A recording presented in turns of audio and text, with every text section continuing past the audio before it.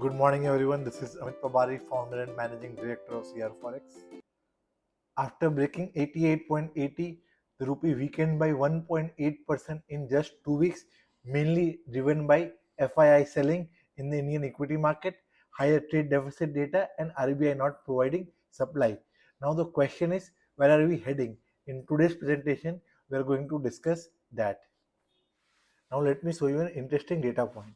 If you see the chart, there are 5 points marked in the chart: A, C, D, E, and F.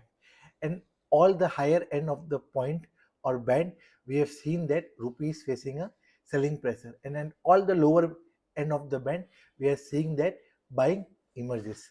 Now at point F, which is at the highest level, can we get a reversal from here? Now, if yes, then why? Let us understand that in the presentation. Before discussing point F, let me enlarge point A. Point A happened when rupee made a similar kind of a level 88 in Jan Feb 2025. At that point of time, RBI came, did a rate cut, RBI announced OMO, and RBI announced buy sell swap. RBI did not stop in January. They continued to do OMO in Feb and March. What was the result of it? The result was ample of liquidity in the system and rupee moved from 88 to 83. Now at point F, what are the similarities between A and F? On the latest monetary policy event, RBI did exactly the same. RBI did rate cut, announced OMO, and announced buy sell swap. Basically, in all means, they want to provide rupee liquidity into the system. Generally, they say if the liquidity of any currency is ample in the system, the currency tends to get weaker. But in the broader term, we can also say that if enough liquidity is in the system, that gives a cushion for RBI to sell dollars and keep the liquidity neutral. So, with this aspect, we are expecting that rupee might not get very much weaker in coming days. Now, this was RBI meeting. The next bigger event for the market is Fed meeting, which is due on 9th and 10th of January.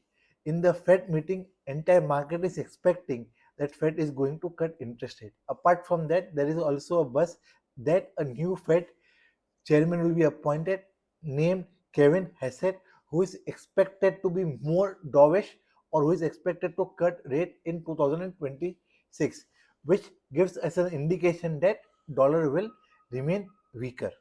Apart from rate cut, US is also facing problems in its growth. Unemployment is increasing. They are bound to do rate cut at the faster pace. As a result of all of this, may see a weaker dollar in 2026, result in emerging market currencies getting support. Now let us discuss outlook on rupee. Over the past 2 weeks, the rupee has got weaker by 1.8%. We are not expecting that rupee weakness will continue at such a level. We may see rupee might enter into a consolidation phase between 89.20 on the lower side and 90.30 on the higher side because of mainly two reasons: softer dollar and RBI liquidity management. Exporters should ensure that they participate above 89.90 and importers should not get panicked. Now let us discuss strategy for thin margin exporters like agri exporter or chemical exporters. There can be two cases. Case one, people have taken costing near 90. If they've taken costing near 90, we'll suggest them that they should hedge 100% between 89.90 to 90.20 kind of levels. Case 2, if they have taken costing near 89.50, in that case, we will suggest them they can cover 80% of their exports, and for remaining, they can keep a strict stop loss of 89.70 and wait.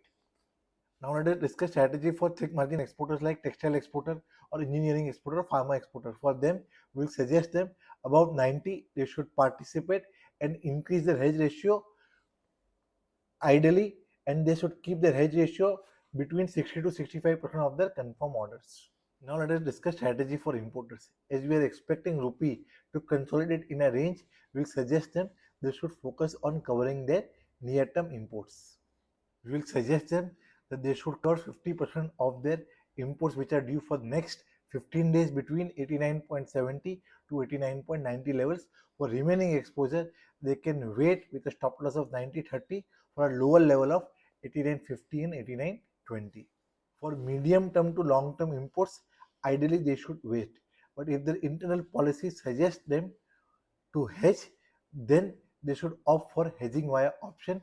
Specifically, they can buy at the money call option so that if the currency appreciates, they get an advantage of the downfall. With this, I will end my today's presentation. Jai Hind, Namaskar, फिर मिलेंगे next week. Thank you.